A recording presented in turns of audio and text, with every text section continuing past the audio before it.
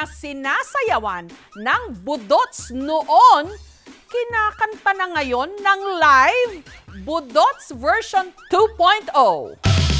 Tapos na bang sumayaw ang lahat ng Opalite at Maui-Wawi? Kaya ba marami tayong mga kababayan tila balik na naman sa pagbubudots?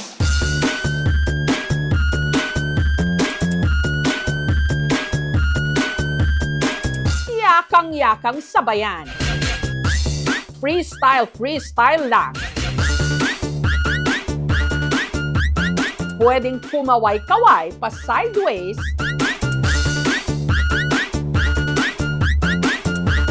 kumembot-kembot pataas, o hindi kaya gumiling-giling pababa.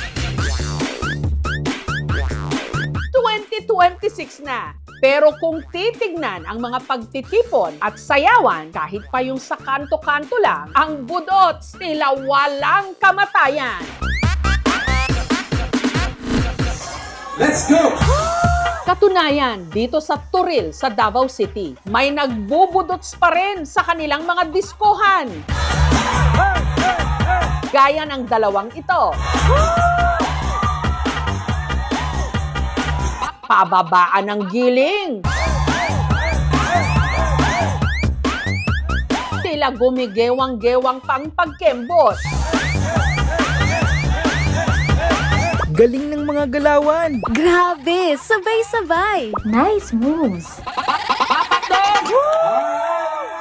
Ang mga nasa video, ang magpinsang Denmark at Ramil, kung saan daw may bustak o sayawan, sila'y always present.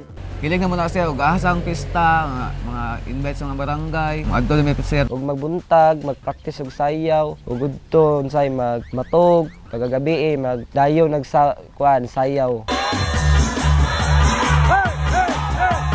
Ang pina-viral nilang bersyon ng Budots, tinatawag nilang side by side.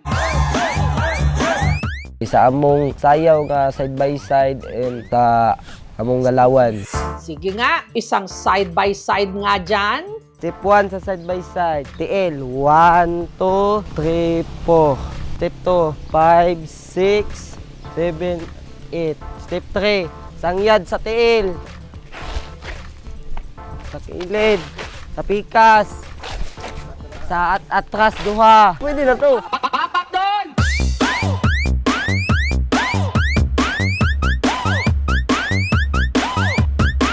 Wala may nag-expect nga na viral namong sayaw. At dahil sa kanilang side-by-side steps, mantakin yung nananalo sila sa mga dance contest. Pinakadako gid na mga daog kay sa Digos, to kay si Binke. Ang tugtog ng Budots, nire-remix na rin sa ibang viral hits, gaya na lang sa entry ng lalaking ito. Okay kayo! Fly high, butterfly, la la la la, fly high, butterfly. Budots by Paru-Paro G. Paro-paro G, paro-paro G, paro-paro G, paro-paro G. Ang kanyang boses, lakado, aakalain mong recorded kahit live na live. Kaya dibiri, sa baka diri, sa baka diri, sa baka diri, sa baka diri, sa baka diri, sa baka diri, sa baka diri. Siya ang singer mula sa General Santos City na si Jeffrey. Power, DJ, Yukis, Idol. Irang patisoy ang mga tisoy. Naasa atubangan si BG Baktong from Jinsan. Joke lang, joke. Ang pagkanta ni Jeffrey, freestyle lang. Kasi hindi ko siya inaaral talaga. Play lang ako ng background music. Na kung ano yung maiisip ko on the spot. Ayaw mga choy. Ang kanyang viral performance, kuha raw nung nag-gig sila kamakailan ng misis niyang si Charlotte sa Compostela, Cebu.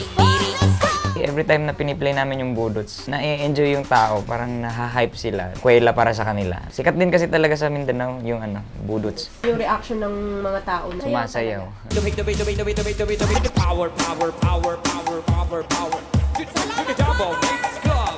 Okay kayo!